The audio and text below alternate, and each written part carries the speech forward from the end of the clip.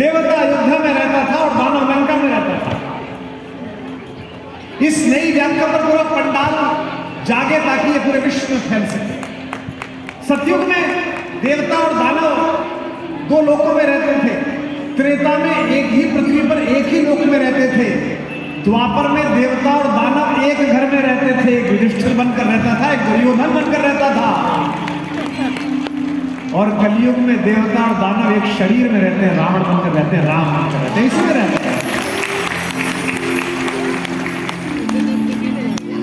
यह कठिन समय है कि तुम्हारे अंदर ही रावण है और तुम्हारे अंदर राम, मेरे ही अंदर रावण और मेरे ही अंदर राम।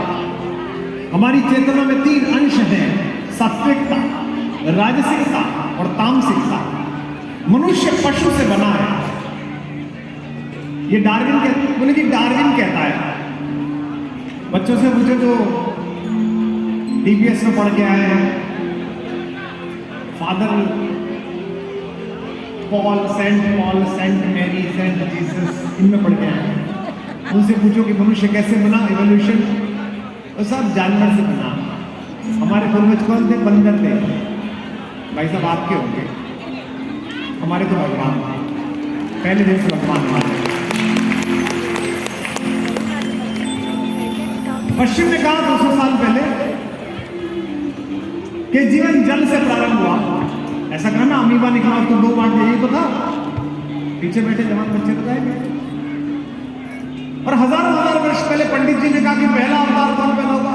जल में पैदा होगा। कौन? मछली, मत्स्यावतार, जिसको तुम शोध करके अब 200 साल पहले बोल रहे हो। इसे 10,000 साल पहले हमारी पोथी बोल गई है कि जल में पैदा होगा। पर तुम्हारी आदत है कि तुम सोते ही पश्चिम की तरफ मुड़ करके, तुम्हारी चेतना का सूरज ही इधर होता है, तो हम क्या करें इसमें? सबसे पहला अवतार मत्स्यावतार। राजा मनु एक दिन नहाने के लिए गए इसी सरयू नदी में। वहां जब कमंडल से पानी भर के ला रहे तो उसमें मछली आ गई। महाराज मनु ने देखा कि मछली आ गई है। महाराज ने कहा कमंडल में चोटी पड़ जाएगी। महाराज ने अनुचरों से कहा कि बड़ी थाली ले आओ भाई, मछली को इसमें छोड़ देते, थोड़ा ज्यादा पानी रहेगा। थाली को मछली में छोड़ा तो मछली फैल गई। थाली के आकार की होती। अब क्या करें? महल में जो तालाब था छोटा सा, उसमें छोड़ा तो तालाब के आकार की सिमट गई।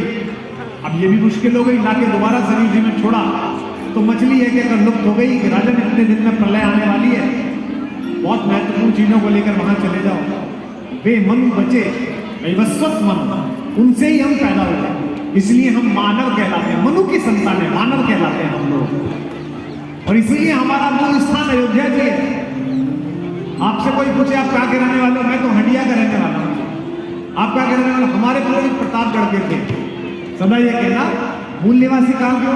मूल निवासी अयोध्या का हो जी, पिछली 10-20 पीढ़ी से यहाँ रह रहे हैं। मूल निवासी हम सब अयोध्या के हैं, वहीं से निकली है पूरी संस्कृति। यह जो मनुष्य की यात्रा है, जो मत्स्यावतार से प्रारंभ हुई और राम अवतार तक आई, कृष्णावतार तक आई और कल की भगवान की प्रतीक्षा में पूरा कलयुग